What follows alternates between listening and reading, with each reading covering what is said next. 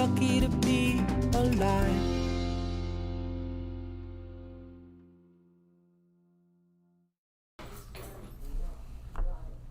Ready? Good morning. Welcome to Lyceum. How do we go from 4 minutes to 1 second that fast? How did we do that? It just happened. Good morning and welcome to Lyceum. I'm the Reverend Gregory P. I'm so happy you're here with us. Those of you virtually, physically, and of course those here spiritually. This month we're going to talk about spiritual healing. So during our service, our Sunday service, we have a time where we have the healing portion of the service. We're not doing that at this moment because of the pandemic, but we will be bringing that back hopefully soon. So when an individual comes in for healing, I'm going to ask questions and I want to get your reaction. Those virtually watching, if you'd like to put a question in, we'll be happy to answer it for you. Gail comes in for healing. Gail sits down. Someone comes up, puts their hands on Gail's shoulders for healing. Have you had healing before here? Okay. What's happening? In your mind, how does the process work? People on the back wall are not allowed to talk. Not yet. Not yet. How does it work? If I'm the spiritual healer, Gail sits in my chair, I put my hands on her shoulders, what's happening? I'm not sure, but I think it's energy. Energy? Between whom? Is it just us two? No, spirits. Spirit. What role does spirit have to play in it? Anybody, except the back row. Morning. Okay, back row, you can chime in. What role does spirit have, Gail? I would think that the spirit is working through the person who has hands on my shoulder to tell them where I have something wrong. Okay. Is that true? I don't know. Could be? There is no wrong answer. Okay, right. There's no wrong answer. In my classroom, there's no wrong answer. So, at least 3 entities are involved, individuals. The spiritual healer, the patient or client that's sitting, and then where the source is coming from, spirit. Now, just because I say, or we talk about there's someone on the spirit side helping me be part of that spiritual healing aspect, there's always still a higher source. God, infinite intelligence, whatever your background is. So me as a spiritual healer, I'm the conduit. I'm like the middle person, the middleman, or middle woman, whichever the healer is. So what do I need to do as a healer, spiritual healer, to allow the healing to take place? Step aside. Step aside. Very good. Well, we said we could. Thank you, Lori. Step aside. Get out of the way. Okay? We all have an energy field around us. Call it an aura. Just call it energy. In my opinion, when you have an ailment, when you have a disease, when you have something wrong, that energy flow's not working anymore. There's a disconnect, in my opinion. There's a disconnect. So you go and you sit during the spiritual healing part of the service, hopefully to get that vibration, to get that energy flowing again. Whenever I hit myself, stub my toe, put a hammer to my thumb, what do you do naturally? I'm not. After you curse and cuss and moan and groan, what do you naturally do? I grab it. I grab it. Why? Why am I holding it? It's natural. And then what I'll do is I'll start doing this. With if I have a hurt in my arm, I'm going to do this. Why? Because I'm crazy? Why? Because I want the flow of energy to get back in harmony. That's my opinion. You're a nurse practitioner. Okay, what do you think of this? You've got a medical background, and this is a spiritual background. Do we work together? Yes, I think any form of healing is positive and should be used. That's right. We don't diagnose. We don't prescribe. You do. We don't. But we work together. Physical doctor, the spiritual doctor. We all work together. Keeping the body in harmony. Keeping the energy flowing.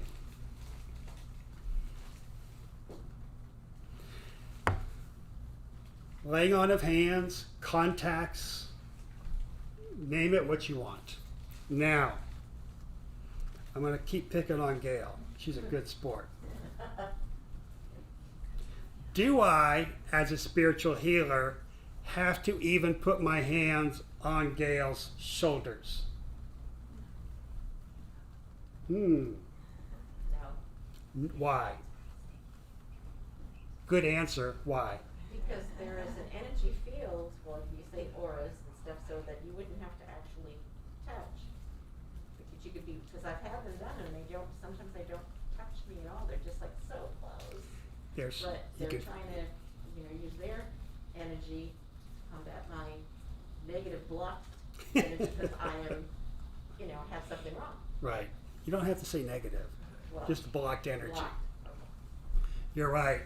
We don't have to physically touch. We do. I believe those who are sitting in front of us like that little bit of human touch, but we don't have to. We have the book on the side here for absentee healing. We do absentee healing. We're not physically touching. Yes. Besides, Your name's John, correct? yeah, besides, I'm joking. the no touch healings, right? Where one physical person's not touching the other and bringing it through. But there,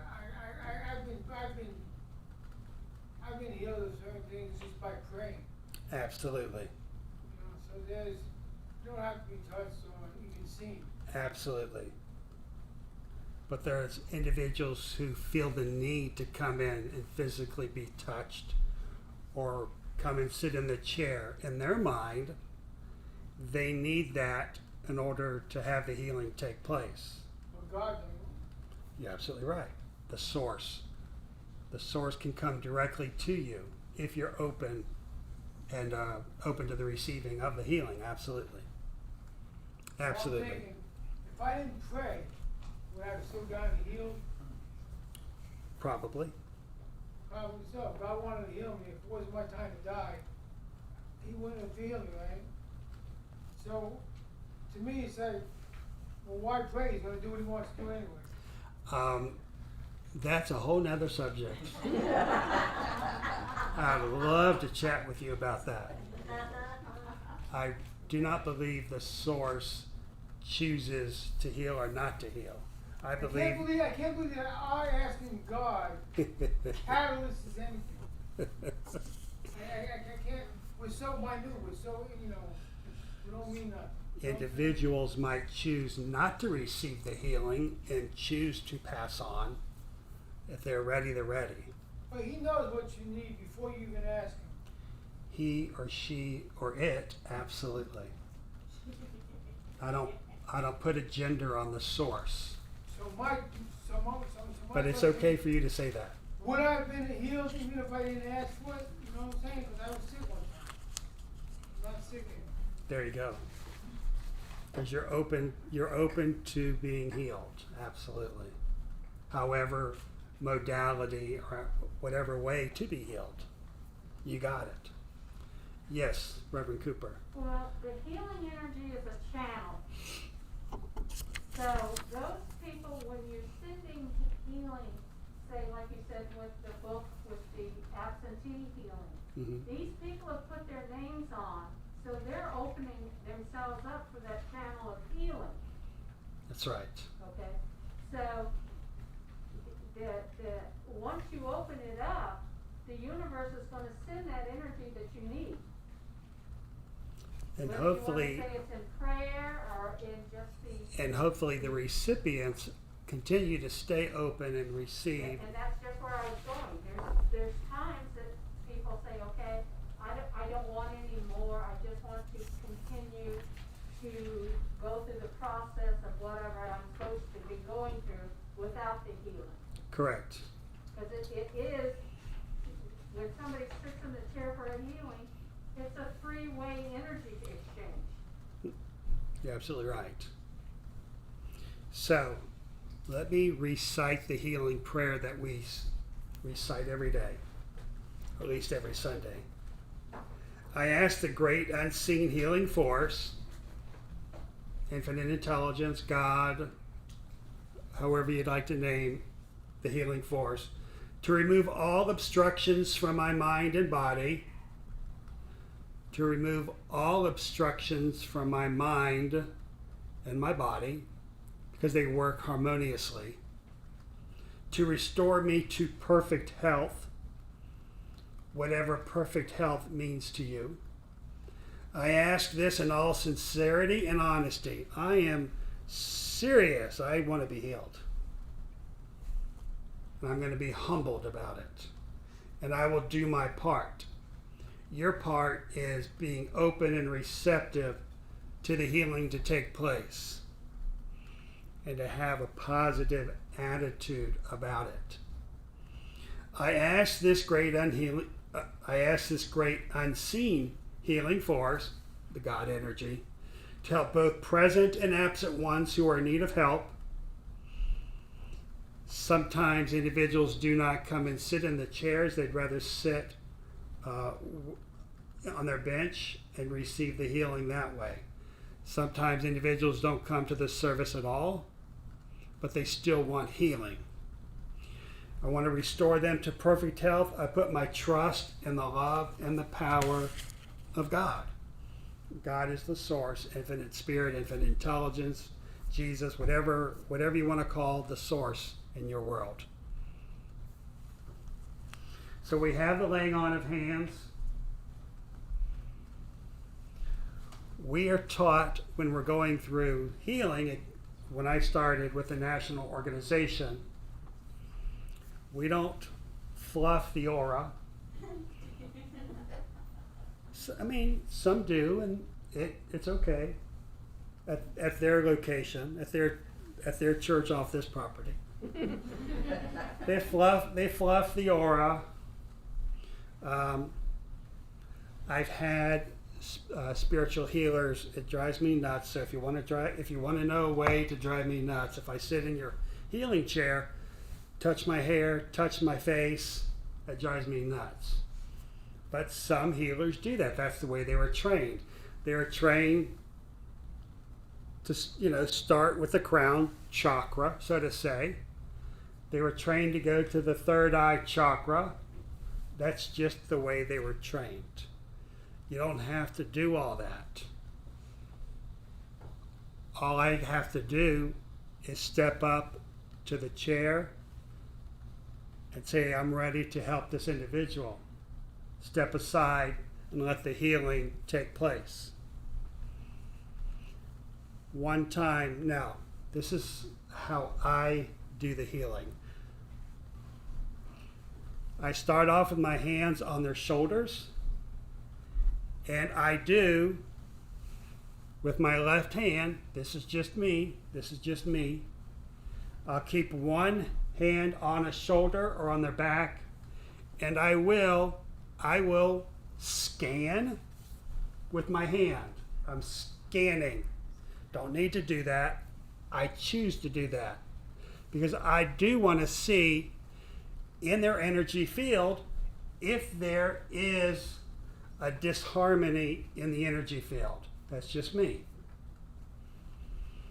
And as I'm scanning with my left hand, if I feel an area doesn't feel right, some sort of disharmony in that area, I will do this just like I do on myself. Try and, I can't say fluff, I can't say smooth. You say remove. Remove, there you go. Remove the disharmony and try and get it back in balance. One Sunday in the temple a few years back, I was a healer and I was doing just that. My hand was probably 2 feet away from the individual. And as I came across the front energy field, you know, when there's something smooth and you put your hand and it feels real smooth, then there's like a chip and you feel that chip. As I was feeling the energy, my hand hit that chip. I'm calling it a chip, a break in the energy. I was not expecting it. I jumped.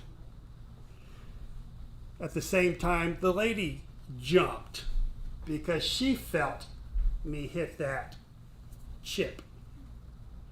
And God bless her. Of course, her eyes opened up to see where my hands were.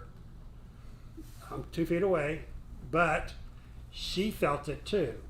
So what I don't diagnose, but whatever was in her field, there was that little chip of disharmony. Okay? So I will scan just to look or feel for a disharmony in the energy field, and I will consciously send a lot of extra energy to that area. Do you have to do that? No. That's just me.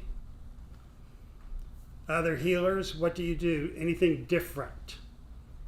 Reverend Well, Judy? here we're taught that you can, from the back, you can touch the shoulders or the head from the back and move your hands and feel the energies down, not touching all the way down the back. Right. We're taught not to go past basically the shoulder blades. Correct. Okay, but you can move your hands down and feel the energies. Now, when you walk around to the front of them, you can't touch it all. Well, yes, obviously. Okay? You're right. Well, no, it used to be you could touch the knees. Oh, that's true. Yeah, That's but true. you can't, and now you just move your energy down, and like you said, you can feel different places, and if you're really in tune with it, you'll get a little tingle or a movement in your fingers, and you'll know, okay, I'm gonna spend a little more time there, Correct. okay? But then you can move your hands down, and it's not so much fluffing, because we don't fluff. We don't But fluff. you can move your hands down, and you can move them across like their arm, Sure. okay? And you can take that energy down, and you can move it out if you're feeling something, and you do release it. Okay? Same way with the legs. If you find that there's an energy that's hesitant around the hip area or the knee area, you do the same thing. You move it down, and then you release it. Okay? But then at the end, you go back around, and there's a settling and closing energy that you have to do. Right. Okay? And that's basically the way we've been taught here. John, did you have a comment? Was your hand up? As far as touching or healing or coming close to somebody, my thoughts always go, well, God already knows what this person needs, more so than anybody on planet Earth. Mm-hmm. But if you want to direct your energy and say, okay, God, I'm gonna heal this person, I'm gonna get this thing flowing here and stuff like this, and does God really absolutely need that? I doubt it. Does God not know that this person's sick and he's flowing in this area? I doubt it. I think God knows everything. So, as far as touching people, and like if there's an ailment here, or clog here, or some disruption here, you touch here, you touch it. Of course, you don't touch people by, especially in certain spots. You don't want to become like, Boy Scout leader of America. You know what I'm saying? You don't want to get in that category. You know what I'm saying? So, like, you can't touch people now. You're really iffy jiffy, and don't touch me. I want to call the cops on you. You know what I'm saying? And then it's a shame that it's gotten that far. But why do you have to touch anybody anyway? Is a good question. And you don't. You stay a foot away. You say, hey, see, this is away. Do you have to stay away at all? Doesn't God know? You know what I'm saying? I always come back to that. God already knows his person needs healing. Okay, you can pray for that person. The source knows the person needs the healing. I'll get to But does you God in just need a me to second. go like this? I doubt it. I doubt it. But the person receiving the healing needs it more than the source. Well, then you go to the problem, should I touch this person or should I not, interfere with that person? As long as you're staying what we've said along the shoulder blades, there shouldn't be any misunderstanding or anything of that nature. Darlene, did you want to add something? There are, as a human being who is sitting in the chair in front of a healer, Correct. channeling part and all of that's a very straightforward process. A human being may be in their home, particularly in these times, I really dislike that we can't do the healing right now, isolated, and that might be the only human touch that someone has Human touch. for a week or months to come, and it is important as human beings to have that. God And everyone's does do that. different. John, Lori, did you I want was to? gonna say the same thing. People need to feel that and have the human touch. Yes, ma'am. Tell me your first name. Nancy. Nancy. Um, Thank you, I'm- Nancy. Wondering, for very personal reasons, how you see mental illness and healing that. So that's one part of my question. Second part of the question, I am a mental health therapist, and I find that people get very invested in their physical ailments for mental health, for psychological reasons. So I'm wondering how you deal with that, opening that channel. Okay, so me personally, if you came and were looking for a spiritual healing, and I was the healer that you came to, when I place my hands on your shoulders as the routine, I might feel or sense mentally something is in disharmony, and all I can do is, through the source, think about sending the energy to that area. Okay. Okay. So you don't The treat it any source- differently than if my ankle hurt. Correct. Okay. Thank you. That's a great point. Absolutely. Okay. One of the things I do, and others can tell me different, when you're coming and getting a healing from myself, I use a lot of love energy. Now, I will say to myself, along with this, with the source healing, I am putting love into this individual. Love. Pure love. I'm not asking you to fall for me, Nancy, but I'm just sending you lots of love. I fell already. You already fell. Lots of love. And I visualize, this is just you're okay. This is just for me. This is just for me. I visualize a white light coming into the person and filling them with white light and love. White light and love. That's just me. That's just me. Someone else might call it something different. Judy, did you want to say something? Well, I wanted to address the question with Nancy about the mental illness or any type of ailment. If an individual has had it for any length of time, they become very comfortable with the pain of it. And so that is a part of their security. So it's very hard sometimes for, especially with mental illnesses, to have somebody release it because they're going into an area that's unknown for them. So that's why you trust the universe to send the energy and open up the path where they can start seeing a little bit of the sunshine on the other side. But they get very comfortable and they don't want to change. That's why when people sign in the book or they come for a healing, they come to the temple and sit, or even when we did it in here, they're saying, okay, I want that change. So they're opening up for that energy of change. Lori? And because we're the conduit of the healing energy flowing through us, we have no control about where the healing occurs or if it occurs at all. It's really up to source. That's true. See, I don't even have to. I'm I don't not have to very look at upwards. John. I know his hand's already up. Go ahead, John.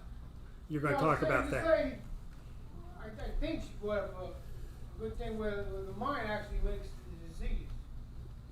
You know, Good. and I was wondering, because I was told that, well, if you think you're going to get something, you know, you could get it, you know, like that. Well, I keep thinking I'm going to get the lottery. Right.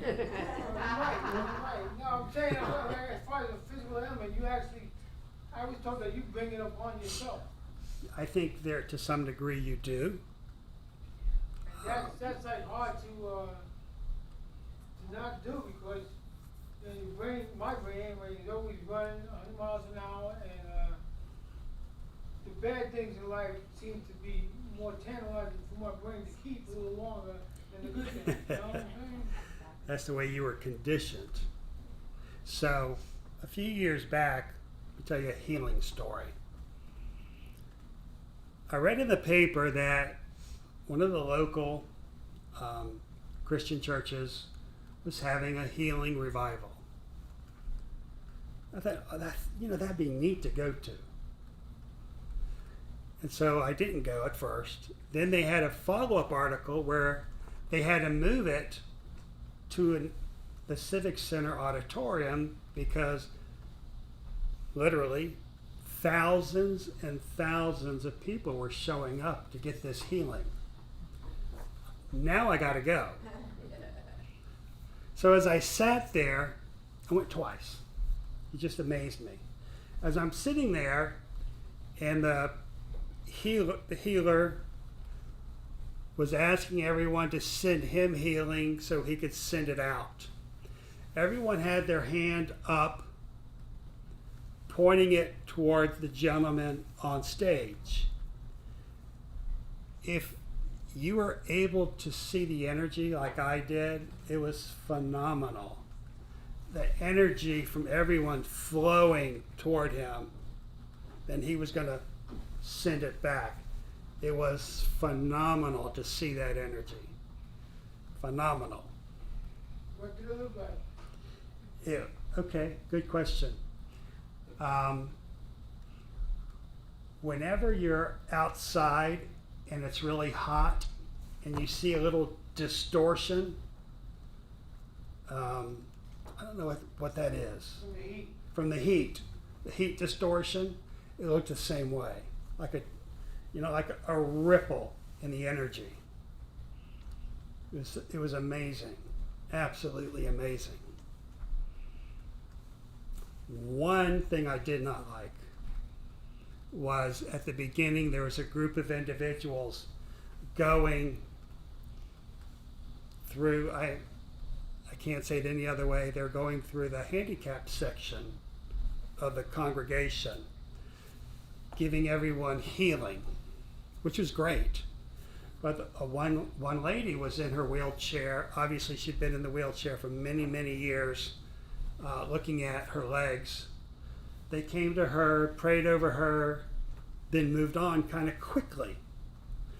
And I asked one, I said, why are you moving so quickly? And the response was, well, I don't think she's ready to be healed. I'm thinking, wow, how can you make that determination? You give out the healing. You don't judge, you just heal. So that was the only negative experience with that. Just that one individual. But it was a great experience. Regardless of your religious beliefs, if you ever have the opportunity to go to one of those type of healings, I would go just to experience it. There was a gentleman by the name of Dr. Kilner. Dr. Walter Kilner. He was a physician in the London Hospital. And he developed a Kilner screen. Anyone have ever heard of that? Kilner, Kilner screen.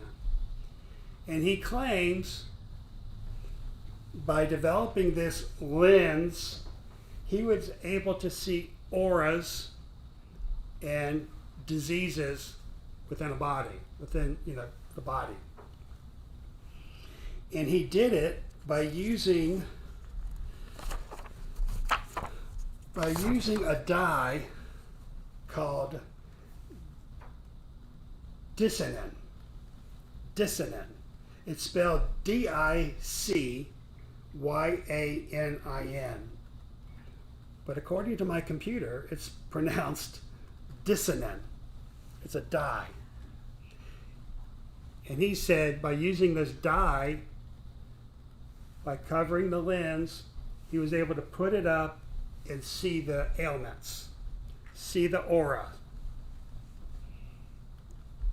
What happened? Who wants to guess other than Judy? What happened?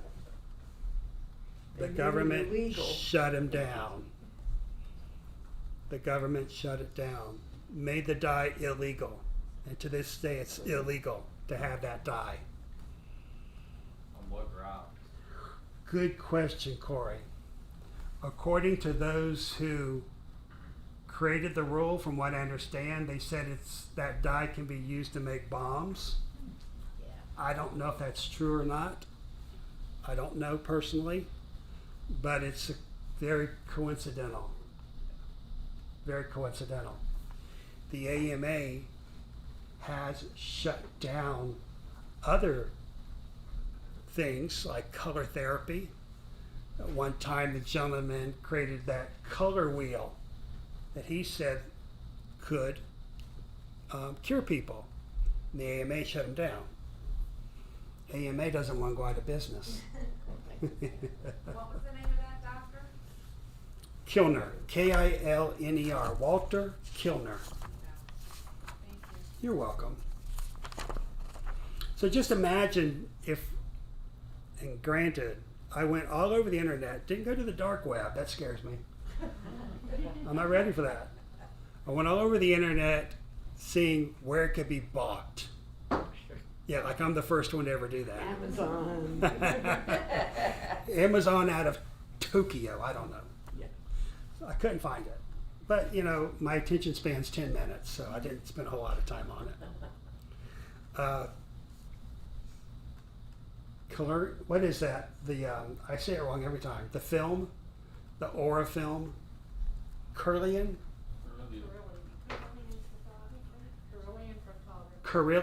photography is another form of aura photography. I'm on the fence on that one. That's just me personally.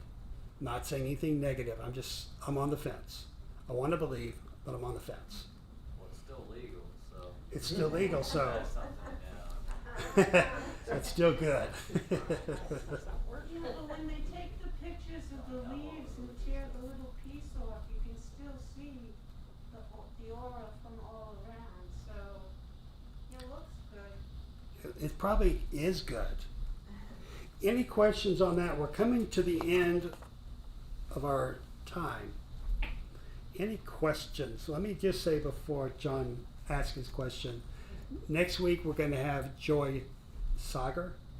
He is a healer on campus, on camp.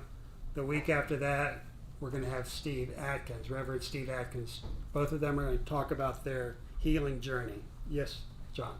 I was wondering how long you think the list is that think that the government shut down on healing modalities that people came up with over the years. I wonder how long that list is.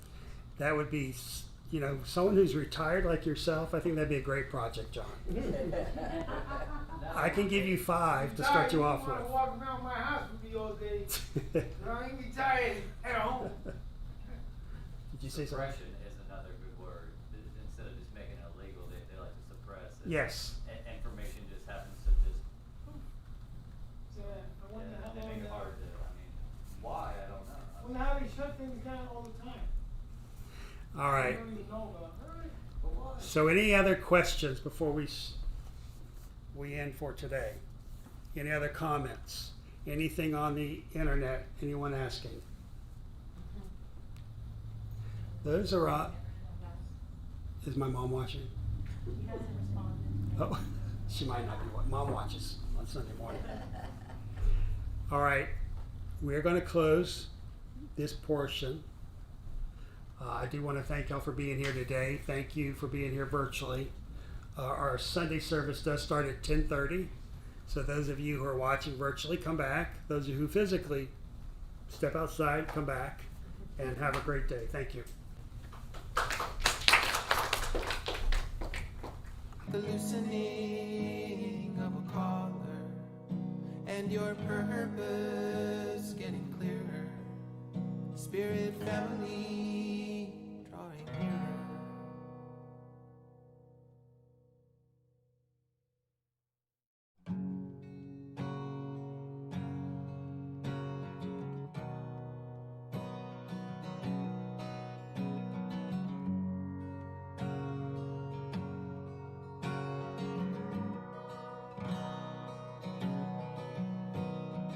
I know a man who's always expecting a prize. And I know a man who thanks the sun when it's on the rise. I know a woman who keeps her dreams locked in a tin. And I know a woman who dances in 4 directions. And your eyes shining brighter, your heart feeling lighter, and your ego getting smaller, like the loosening of a collar, and your purpose getting clearer. Spirit family drawing nearer. I know a mountain that gets taller the higher you climb. And I know a poem that gets longer the more than you rhyme.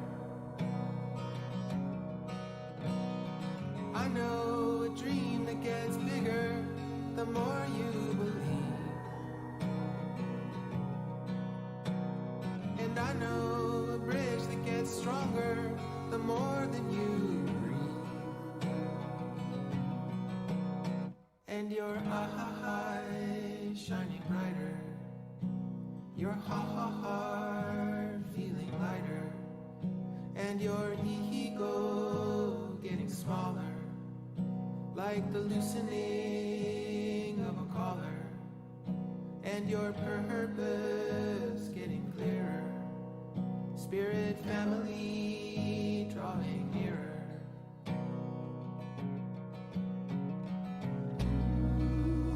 Went to the water and there's a lot of days and a lot of ways to see. Went to the fire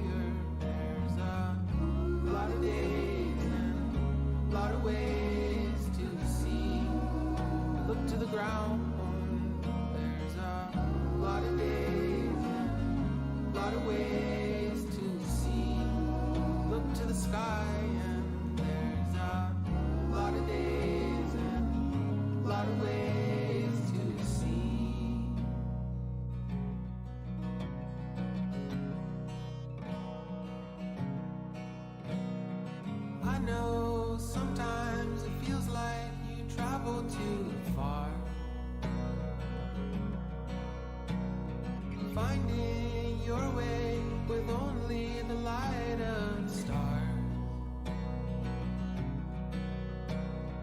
Constellations point toward your sacred kin,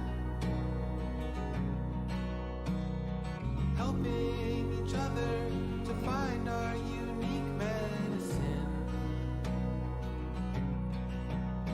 And your eyes shining brighter, your heart feeling lighter, and your ego getting smaller, like the loosening of a collar, and your purpose getting clearer. Spirit family